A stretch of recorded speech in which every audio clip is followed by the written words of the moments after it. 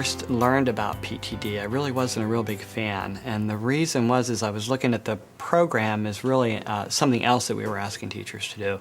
They already had a full plate in terms of what they needed to cover in curriculum, and it seemed like an extra. But when I learned more about the program, it wasn't really one more thing. It was probably one of the most important things, because we were really looking at identifying or providing rigorous programs for all kids. So the focus became more about equal access and equal opportunity to rigorous instruction for all kids, and I have a hard time arguing with something like that. Our youngest learners must be prepared to grapple with 21st century issues, ideas, and problems.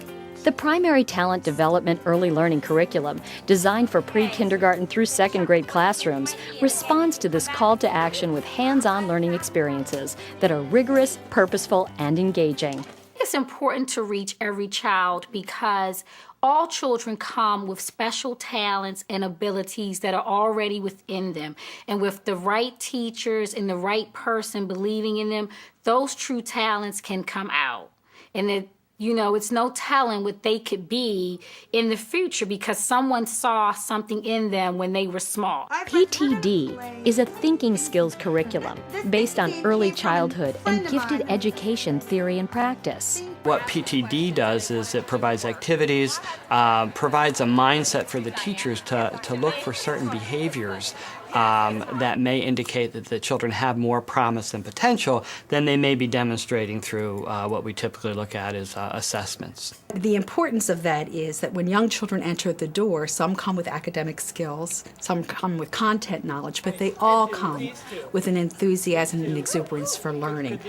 And lots of times what they lack in academics or what they lack in content, they can demonstrate through those cognitive behaviors, which we know are so often indicative of talent in young children. All young children are communicative. They're all inquisitive. They all have leadership, they all have creativity and resourcefulness, and we know by tapping into these behaviors that we can begin to value and to grow those cognitive behaviors and hopefully use them as a springboard or a bridge to the academic skills that children need to be successful in school. The goal is to identify children who may have certain gifts in certain areas, and you don't know which child that might be. What I found in my classroom is that the children who excelled in this program were not necessarily the children who had the strong academic skills. They weren't the kids who memorized all their letter names, who could tell me all the different letter sounds, or who could count to 20. The kids that I found that excelled in their communication skills were the kids who were the squirmiest kids on the carpet, who often seemed to be daydreaming about other things as I was trying to teach a letter shape, the ones that I had to redirect because their interest might be somewhere else. But when asked to go outside and explore and come back to the table and explain what they had seen, they were the ones who were observant of the world around them. PTD uses a science platform to develop 7 essential learning behaviors: persistent, creative, resourceful, communicative, inquisitive, perceptive, leadership. Developing these behaviors, I think, shows the kids that they're really capable. We can say to children, we believe in you, we have high expectations, the sky's the limit, but until we make the children see that these behaviors really build and that they really are smart, I think it really does a lot in terms of their self-esteem, and it's self-esteem that they've earned rather than something that we've just granted to them. So by encouraging these types of behaviors and pointing out the things that they're doing that are so smart, I think it encourages them to try new things and be persistent and go beyond what they think they're capable of achieving. The PTD behaviors are taught explicitly and scaffolded over the course of pre-kindergarten through second grade. What did you make? One of our lessons involved taking a senses walk. We divided the children into groups. One was the I see group, another might be the I hear or I smell. And then a teacher would take each of the groups around the building, around the school grounds to explore, to find things, and then come back to the room, draw pictures about what they experienced outside of our classroom. Once they drew the picture, they were asked to dictate sentences, which we then wrote on the bottom. And we were trying to expand their language and use descriptive language in explaining what they were able to explore and see. Each grade implements 2 PTD modules, one typically taught in the fall and one in the spring. First graders hone their perceptive and persistent skills by creating, observing, and evaluating a habitat for a worm. The children love going out and looking at the trees and looking at the environment. The children love working with the worms and learning about the worm and habitats. They love being a part of a structure where it's not just I'm sitting, I'm required to read, I'm required to write. This allows them to be creative, to think on their feet, and to help motivate themselves and each other. Each of these behaviors are important to success in school, to success in life. We teach these behaviors through strategies, which would be attributes, questioning, and creative problem solving. And it all comes together at the end of second grade with the module Exploring the Environment, where they use all of these strategies to solve a real world problem on their campus. They have to be persistent to carry their solution out. They have to be perceptive to know the right angles to take to complete it. And throughout all of this, you have to communicate. We have to be able to express our ideas, thoughts to others so that they know what it is we want, what we need, and what we can offer. The PTD Early Learning Program typically is coordinated by the school system's Office of Gifted and Talented Education. As student strengths emerge, more students may be referred for gifted and talented education programs. REPI coding is an acronym for Readiness, Emergent, Progressing, and Independent. And it really mirrors a lot of the GT literature that talks about the spectrum from novice to expert. We understand there is a full range of response, and sometimes the response or the behavior as it's demonstrated can be very rudimentary, or readiness. It means I'm ready to learn more, I'm ready to do more. Or it can be rather sophisticated for young children, and you can be quite surprised by that. Teachers can take all kinds of artifacts. It can be an anecdotal note, it can be a photograph, it can be the child's work, it can be the child's behavior as captured by the teacher's writing. So there are a myriad of ways for children to demonstrate the targeted behavior. And because we're looking not only for the behavior to be demonstrated, but for the range of the behavior to be demonstrated, we use the REPI scale to say to what degree, to what intensity, to what complexity did the child demonstrate that targeted behavior. By compiling student work collected from primary talent development lessons into a cumulative portfolio, we document student growth over time. One of the questions that teachers always ask, how do I collect the data while I'm delivering the lesson? The lessons for primary talent development are not largely didactic. They're very, very hands-on, they're very, very child-centered.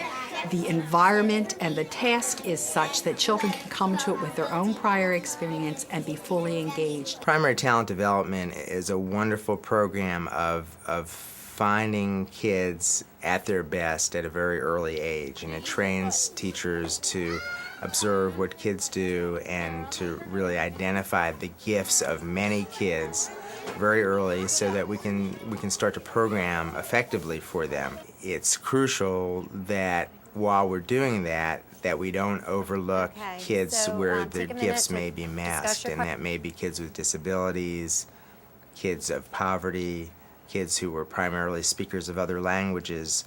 Those are all masks that may make it hard for us to see the talents of those kids at an early age. We're seeing students emerging and qualifying for gifted programs that perhaps would not have been there if they hadn't had this program and had someone searching for those talents within them. I think the data that we get from PTD is really powerful because, again, it's a different type of data. It's not just a number on a norm reference test, and it's really encouraging our teachers to look beyond just number data, to really get to know the kid, to get insights into their thinking, and to look for those little those glimmers or those sparks that come up that might not show themselves on an assessment. Teachers begin to see these behaviors emerging all over the curriculum, and they begin to add additional documentation from their math classes and from their reading classes and the like. While we target these behaviors in PTD and we really look at them in isolation through our PTD program, the hope is really twofold.